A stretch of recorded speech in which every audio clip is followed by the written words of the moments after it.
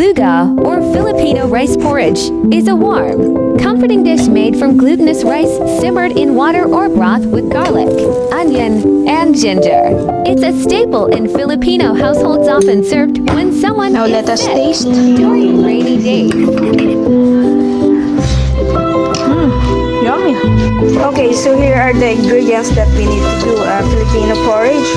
We have here sa tofu, egg, ginger, garlic, pepper, 2 pieces of chicken cubes, calamansi, and the chili. And that's all what we need to make a Filipino porridge. So let's start.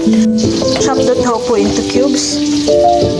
Here we have it. And next, put the egg on our boiling rice with water. Put it in there. And then cover it with the lid.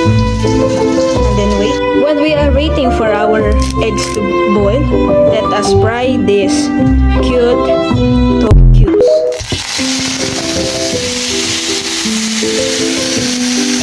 Now, let us chop all of this. After the tofu is fried, let us now fry all the ingredients that we used to chop earlier. Fry them until golden brown.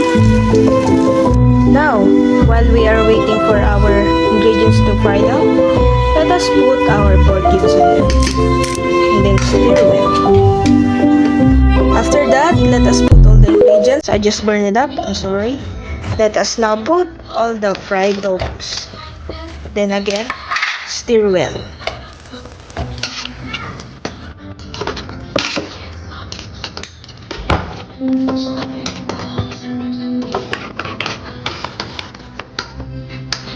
Next, put the pepper in there. Then stir again. When it is all mixed up, it is now ready for serving.